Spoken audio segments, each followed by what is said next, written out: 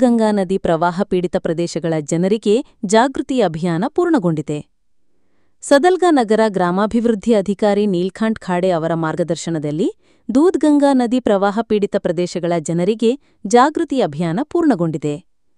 ಚಿಕ್ಕಾಡಿ ತಾಲೂಕಿನ ಸದಲ್ಗಾ ನಗರದ ಬಳಿ ಹರಿಯುವ ದೂದ್ಗಂಗಾ ನದಿ ಜಲಾನಯನ ಪ್ರದೇಶದಲ್ಲಿ 2 ರಿಂದ 4 ದಿನಗಳಿಂದ ನಿರಂತರ ಮಳೆಯಾಗುತ್ತಿರುವುದರಿಂದ ದೂದ್ಗಂಗಾ ನದಿಗೆ ನೀರು ನುಗ್ಗಿದೆ.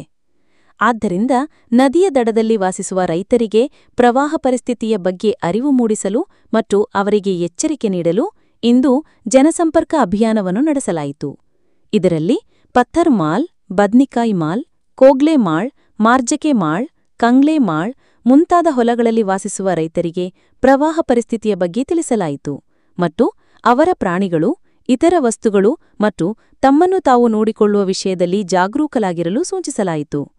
ನದಿಯ ನೀರು ಏರುತ್ತಿದೆ ಮತ್ತು ನಾವು ಸುರಕ್ಷಿತ ಸ್ಥಳಕ್ಕೆ ಹೋಗಲು ಸಿದ್ಧರಾಗಿರಬೇಕು. ನಾವು ಯಾವಾಗಲೂ ಜಾಗರೂಕರಾಗಿರಬೇಕು ಎಂದು ಅವರು ಹೇಳಿದರು.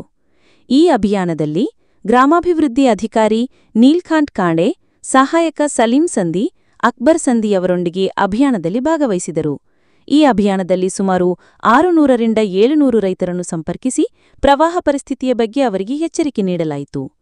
ಸದಲ್ಗಾ ನಗರ ಪ್ರತಿನಿಧಿ ಅಣ್ಣಾ ಸಾಹೇಬ್ ಕದಂ.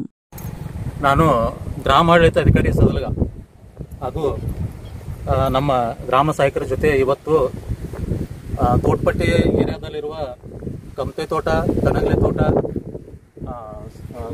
ಮರ್ಜಕೆ ತೋಟ, ಡಾಂಗೆ ತೋಟ, ಪಾಟೀಲ್ ತೋಟ, ಸಿರುಗುಪ್ಪೆ, ಸಂಭೋಜ ತೋಟ ಇವೆಲ್ಲ ಕಡೆಗೆ ಭೇಟಿ ನೀಡಿ ನದಿ ದಡದಲ್ಲಿರುವ ಈ ತೋಟಪಟ್ಟಿ ಏರಿಯಾದಲ್ಲಿರುವ ಸಾರ್ವಜನಿಕರಿಗೆ ಭೇಟಿ ನೀಡಿ ದೂದ್ಗಂಗಾ ನದಿಗೆ ದಿನದಿಂದ ದಿನಕ್ಕೆ ನೀರು ಹೆಚ್ಚು ಆಗುತ್ತಿರುವುದರಿಂದ ತಮ್ಮ ಜಾನುವಾರುಗಳನ್ನು ಹಾಗೂ ತಮ್ಮ ಸಾಮಾನುಗಳನ್ನು ತೆಗೆದುಕೊಂಡು ಸುರಕ್ಷಿತ ಸ್ಥಳಗಳಿಗೆ ಹೋಗಲು ನಾವು ಖುದ್ದಾಗಿ ಭೇಟಿ ನೀಡಿ ತಿಳಿಸಿರ್ತೇವೆ. ಹಾಗೂ ನಮ್ಮ ಮಾನ್ಯ ತಹಸೀಲ್ದಾರ್ ಸಾಹೇಬರು, ಉಪ ತಹಸೀಲ್ದಾರ್ ಸಾಹೇಬರು ಹಾಗೂ ಕಂದಾಯ ನಿರೀಕ್ಷಕರು ಇವರು ಕೂಡ ಭೇಟಿ ನೀಡಿ ಎಲ್ಲ ಸ್ಥಳ ಪರಿಶೀಲನೆ ಮಾಡಿದ್ದಾರೆ. ಈಗ ನಾವು ಕೂಡ ಎಲ್ಲ ಸ್ಥಳ ಪರಿಶೀಲನೆ ಮಾಡಿ ಸಾರ್ವಜನಿಕರೇ ಮುನ್ನೆಚ್ಚರಿಕೆ ಕ್ರಮವಾಗಿ ಎಲ್ಲ ತಿಳಿಸಿ ಹೇಳಿ ಬಂದಿರುತ್ತೇವೆ.